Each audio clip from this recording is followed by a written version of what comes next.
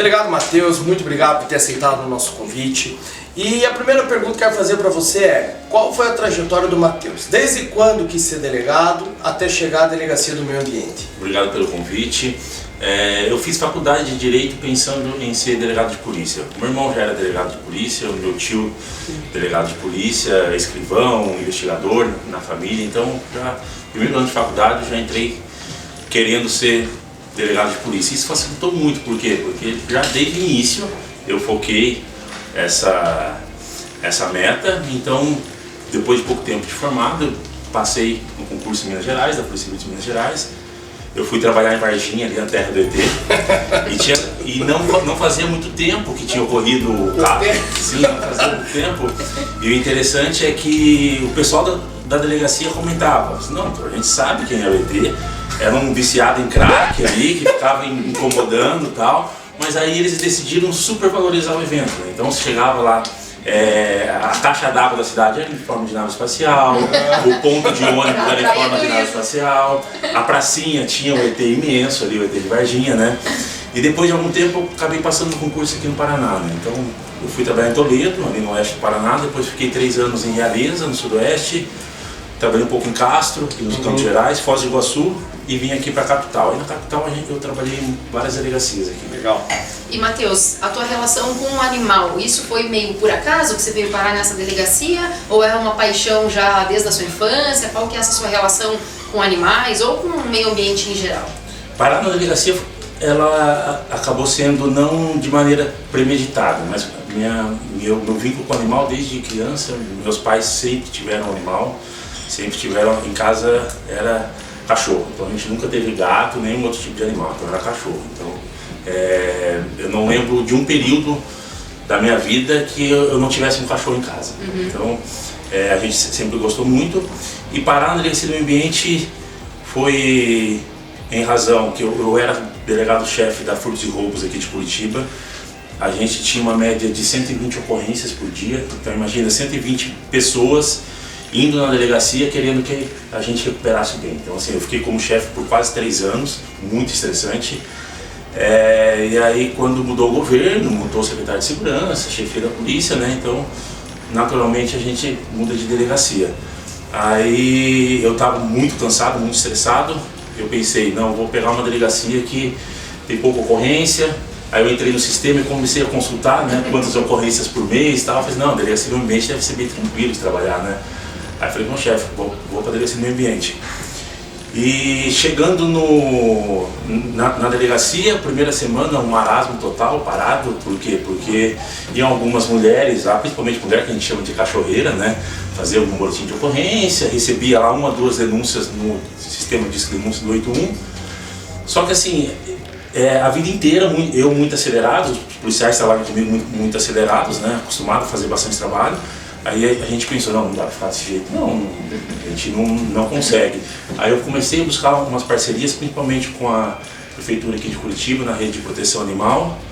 Foi aí que começou a dar um boom na delegacia. Então a gente começou a mostrar o trabalho, a gente começou a fazer resgate de animal e hoje a gente tem feito um trabalho que, comparando com outras delegacias de todo o Brasil, acaba sendo referência. Você falou da referência aqui, Matheus, e claro, talvez acho que um grande divisor de águas do seu trabalho na delegacia foi a rinha de pitbulls lá na cidade de Mariporã, que foi algo que foi muito divulgado, causou muita comoção. E a gente já vai falar disso, mas antes disso, qual foi o primeiro resgate? Qual foi o primeiro trabalho em campo e o que vocês encontraram lá? E esse trabalho foi um gatilho? Opa, é preciso fazer algo diferente aqui?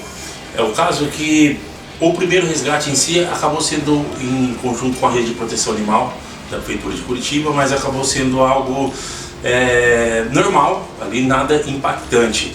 Mas a gente acabou, logo depois que nós assumimos, a gente acabou recebendo uma ocorrência que aí a gente falou, não, a gente tem que fazer algo diferente porque do jeito que tá não dá, né? Então entraram em contato com a gente com um vídeo de um cachorro que estava agonizando, apareciam uns remédios de bicho, desse que é aquela cor roxa, né? Sei, então, sei. E só que a gente não sabia direito onde que era a residência. Então a gente chegou no local suspeito, eu, a equipe, o pessoal da prefeitura, e a gente não tinha certeza que era aquele local. O tutor, o suspeito ali não falava, não queria deixar a gente entrar. Aí pelo cheiro, aí começou a vir um cheiro muito forte de carne podre, de carniça mesmo, né, que a gente fala no interior de São Paulo, né? E aí a gente falou, não, a gente vai entrar. Aí a gente entrou, no fundo ali a gente viu um cachorro que tinha sido atropelado há 6 meses por um carro e estava agonizando. Estava uma parte da orelha toda comida por bicho já, e um cheiro muito forte, muito forte. O tutor dizendo que não tinha maus tratos nenhum, que ele estava cuidando porque ele estava passando remédio na orelha, né? E aí o pessoal assim acabou se comovendo muito com o caso. E hoje a gente conseguiu recuperar esse animal, ele foi adotado. Se entrar na internet aí tem um monte de matéria com as emissoras de televisão que acabaram fazendo. Então assim, isso aí acabou sendo divisor de águas ali, entendeu? Caso logo no início da gestão, a gente acostumado a ser aquele policial de tratar com bandido, então a gente saía com fuzil, com colete balístico. O alvo nosso ali era assaltante, latrocida, e de repente a gente chega numa situação daquela, né? Sem a capacitação que seria o ideal. Então assim, antes a gente era esse policial, entre aspas, truculento. Por quê? Porque a gente estava lidando com uma criminalidade violenta, que é assaltante, latrocida, e de repente a gente se vê, mas como aquele guarda do desenho do Zé Colmeia, lembra? Do guarda Smith, né? Que era aquele guarda que ficava cuidando do parque, aquela roupa verde ali e tal, né? Então o Zé Colmeia acabava furtando as cestas ali, né? Então assim, é um choque de realidade, é um choque de realidade muito grande, que em poucos meses ali a gente já começou a ter um tino totalmente diferente do que a gente tinha até então.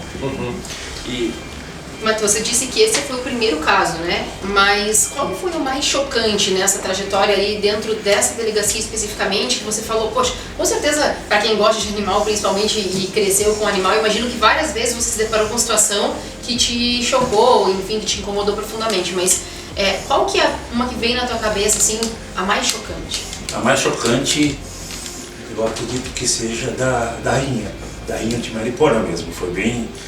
A gente investigou por meses e meses e meses, e quando a gente chegou no local ali, a revolta dos policiais era imensa, né? Então eram quase 100 policiais ali, num sábado de noite, no interior de São Paulo, uma cidade totalmente desconhecida para nós, a gente não conhecia, na zona rural ali.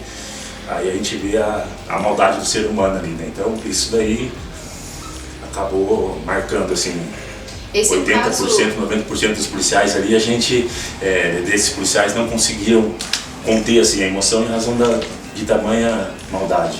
Esse é um caso bastante, enfim, famoso na mídia, acho que muitos dos telespectadores conhecem, mas se você puder, dentro do que você pode expor mesmo, se você puder contar um pouquinho mais como é que foi do início e o desenvolvimento dessa investigação, desse caso? Sim, começou com uma mulher na rede social mandando mensagem para mim pelo direct, dizendo que precisava fazer uma denúncia e que ia ter uma rinha internacional no estado de São Paulo no final do ano. Então essa pessoa começou em agosto do ano passado a mandar mensagem e tal. Ela começou a contar umas histórias dizendo que o mundo inteiro ia numa rinha e ninguém fazia nada e eu tinha que fazer alguma coisa. Eu não acreditei muito, né? Uma história meio... mas o evento internacional nunca ninguém fez nada. De qualquer maneira eu falei, vem na delegacia, a gente conversa pessoalmente. Aí chegando na delegacia, chamei 2 investigadores para acompanhar a conversa. E aí ela começou a falar que conhecia 2 pessoas que criavam e treinavam pitbulls na Grande Curitiba e levaria para um evento internacional em dezembro, ou seja, depois de 4 meses, 4, 5 meses. Aí a gente começou a investigar e descobriu que o que ela falava tinha razão. Então nós começamos a monitorar essas 2 pessoas, realmente eles criavam pitbulls. E aí um dia eles pegaram um carro, colocaram um pitbull no porta-mala do carro e foram para São Paulo, e a gente foi seguindo. Enquanto uma equipe foi seguindo, eu já estava em São Paulo já conversando com a Polícia Civil de lá para pedir apoio, porque a gente estava em 10 policiais nossos e a gente não sabia o que encontrar, né, nesse local, né? E chegando no local, com 90 policiais da Polícia Civil de São Paulo, mais os nossos, então praticamente 100 policiais, toda a nossa investigação acabou prosperando, porque estava acontecendo aquele evento lá, né? E é bacana que o lado positivo é que, primeiro, a gente conseguiu cercear aquela atividade criminosa e a maioria dos animais a gente conseguiu recuperar. Mas o mais importante é que a gente conseguiu colocar em voga a causa animal. Então, muitas vezes, inclusive na polícia, principalmente no início, a gente é visto como motivo de chacota. Então, mas é o delegado que resgata animal. Então tira sarro, vira meme e tal. Mas depois de tanto trabalho, o pessoal já mudou já esse posicionamento, entendeu? Falou, não, o trabalho que o pessoal está fazendo é um trabalho sério, então vamos respeitar. Isso entre os amigos. Entre meus amigos delegados, no começo era um tipo de chacota, era nome de grupo de WhatsApp, podia aparecer resgatando animal, tudo, né? E hoje o pessoal já fala, não, o trabalho do pessoal é bem diferenciado mesmo.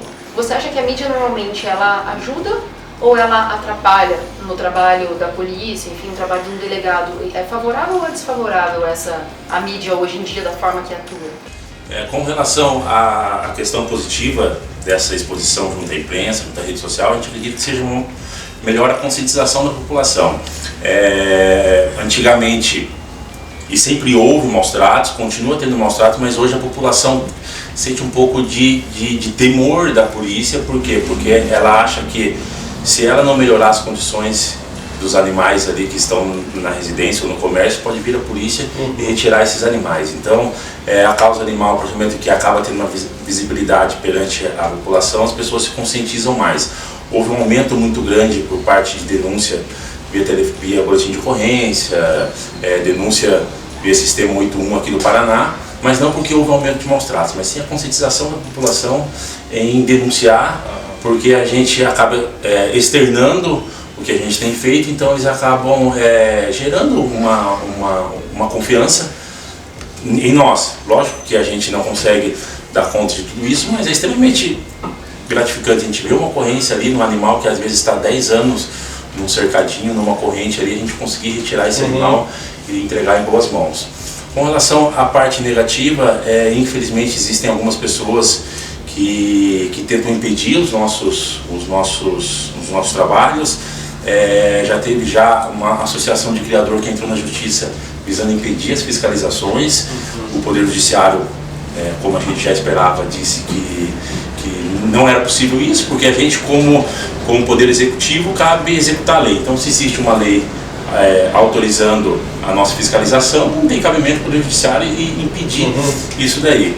Então, existem também alguns movimentos por parte de algumas entidades de classe tentando alterar propostas legislativas para que impeça ou dificulte o nosso trabalho. O último projeto de lei que a gente de maneira alguma tem como concordar, um dos dispositivos diz que a gente tem que ficar 90 minutos esperando para entrar no local de fiscalização. Então imagina o que pode ser feito em 90 minutos.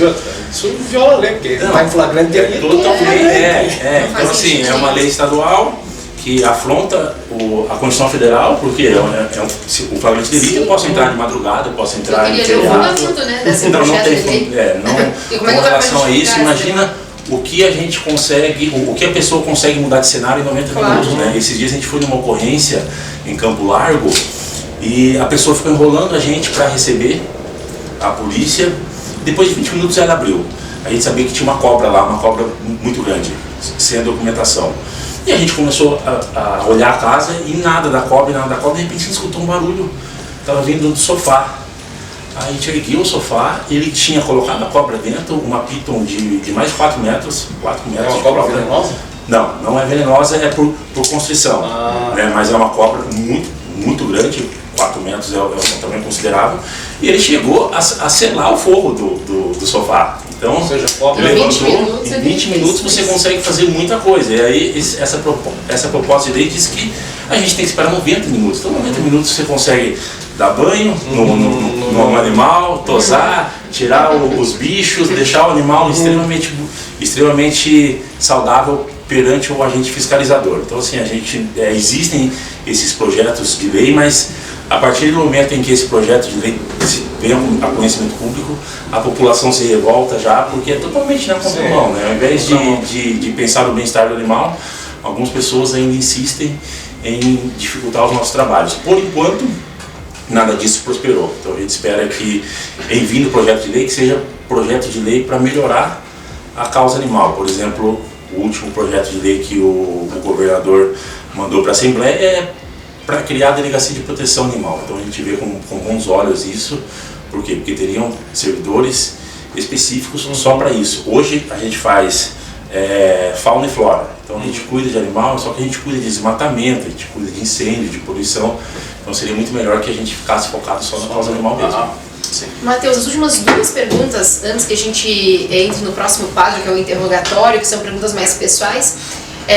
Uma eu queria saber, você contou o caso mais chocante que você já se deparou. Eu queria saber qual foi o caso mais inusitado, assim, mais bizarro. E uma outra pergunta que até pensei agora, você contando essa situação, alguma situação muito complicada na hora de fazer resgate, por exemplo, resgate dessa cobra. Quem é que resgata essa cobra de 4 metros?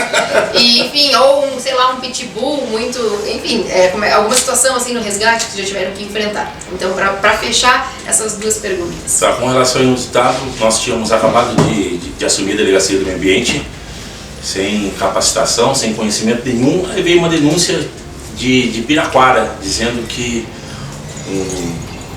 uma pessoa tinha uma cobra no local sem qualquer tipo de documento. E a gente pegou essa denúncia e foi até no local, né?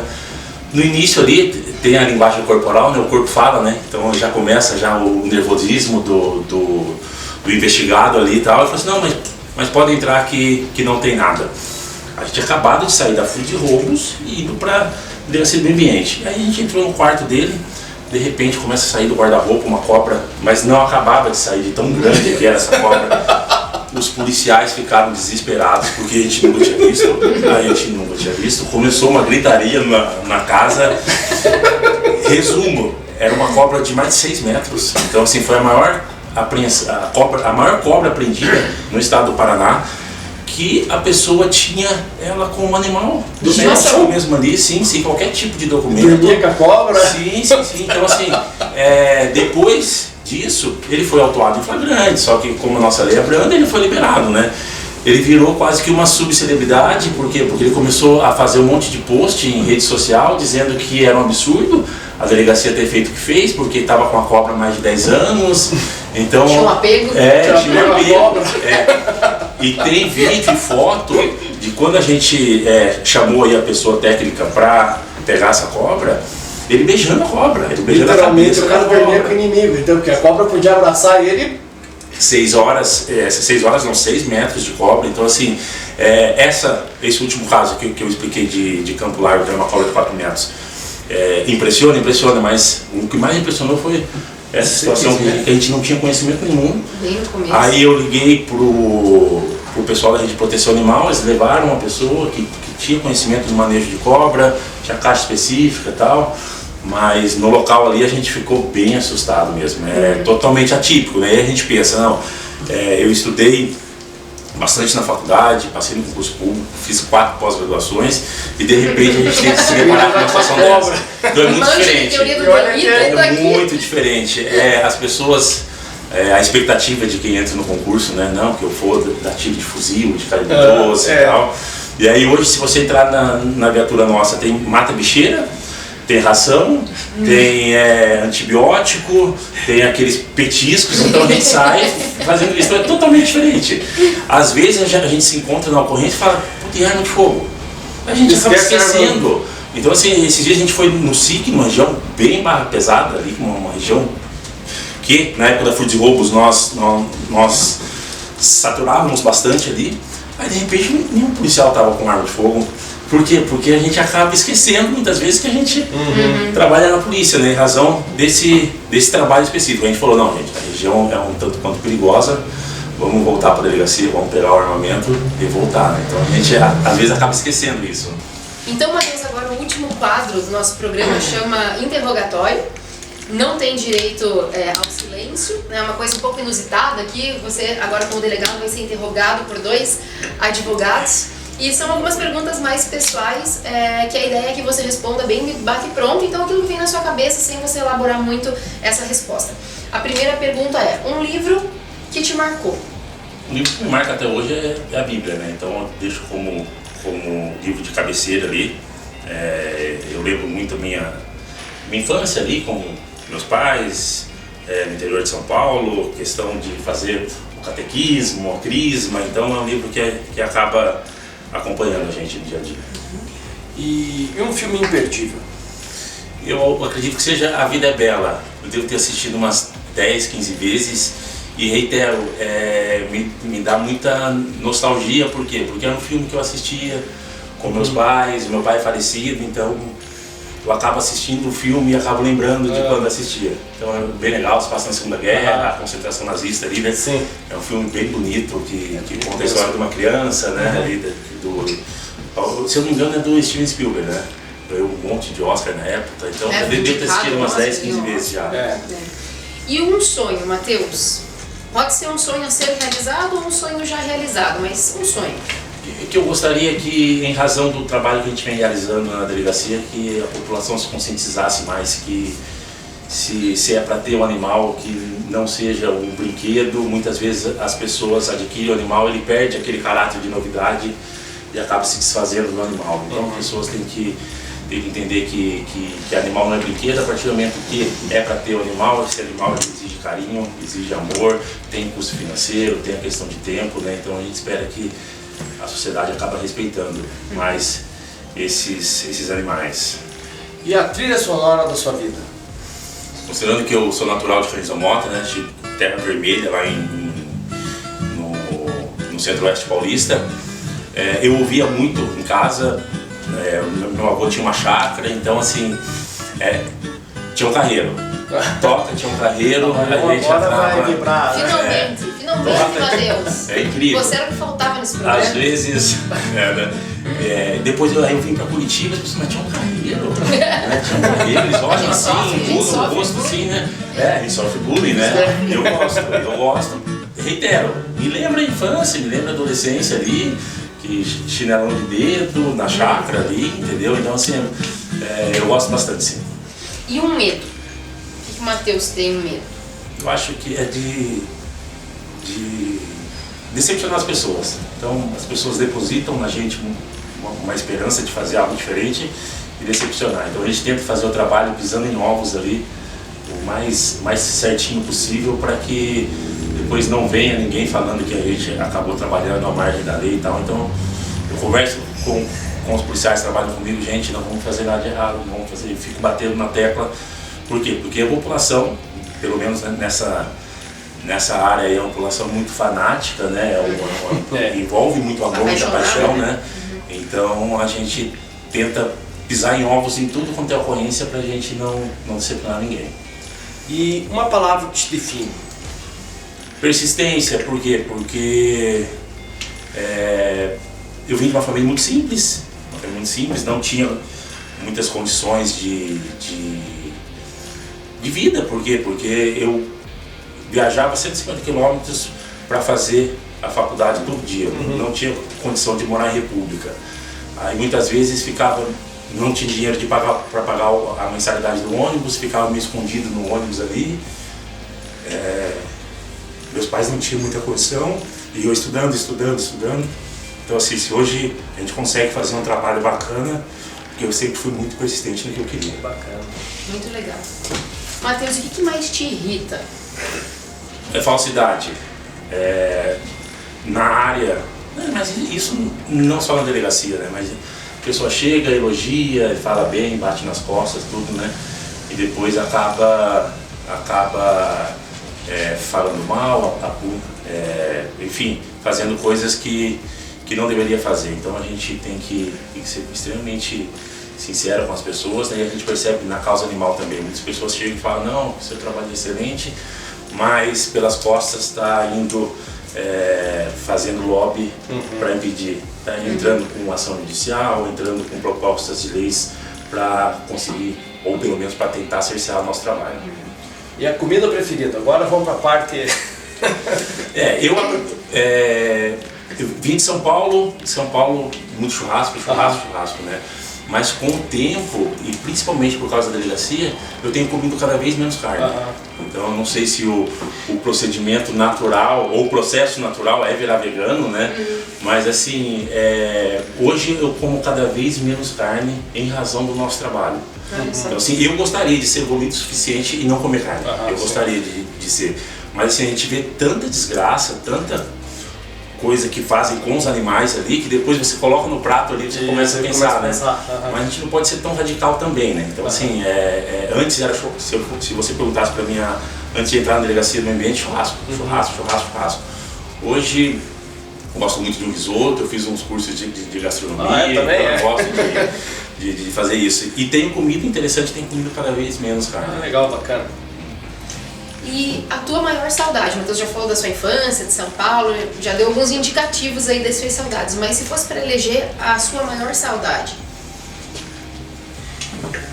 Meu pai.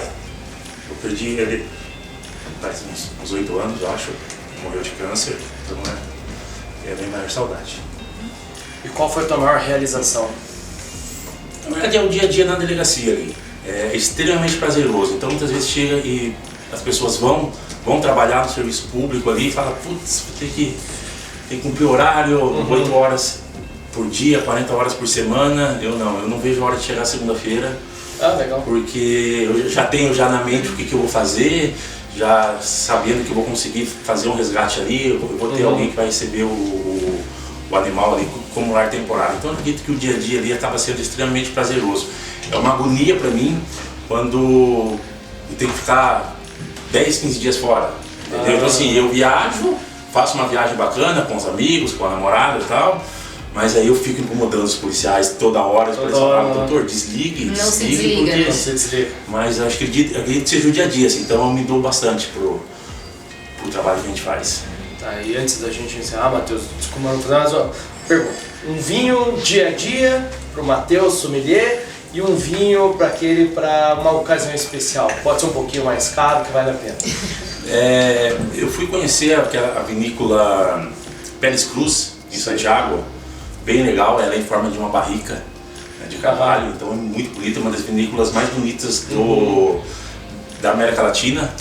Então, um reserva da Pérez Cruz, bacana, um preço bem acessível, a gente consegue achar em qualquer supermercado. Agora um vinho para um pouco, em ocasiões especiais, né, pegar um Amarone aí, que a gente já, mas não é em todas as situações, né? Mas é por ocasião especial. Tem que ser uma situação bem específica mesmo. Legal. Muito bom.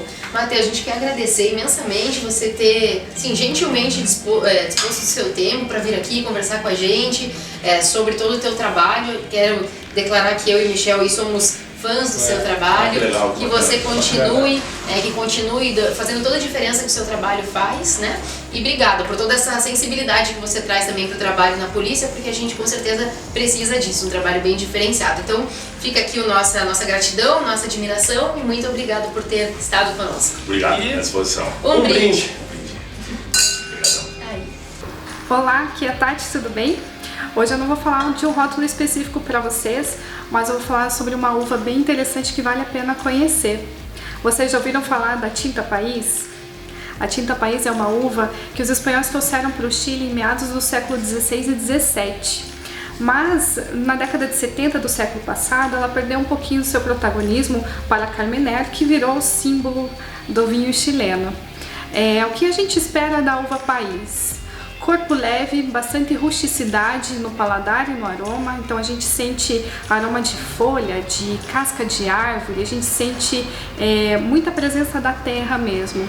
Até porque essa uva veio há muito tempo atrás, então ela conseguiu trazer muitas características do solo para a uva. Isso deixa o vinho super diferente e super interessante. Tem muitos produtores legais produzindo a País. De uns 5, 8 anos para cá, isso vem aumentando, muita gente está produzindo vinhos interessantíssimos, então vale a pena procurar. Bouchon, Lohan, Cacique Maravilha, o Aço de Sauzal, são pequenos produtores do sul do Chile que vêm trazendo produtos incríveis. Experimentem!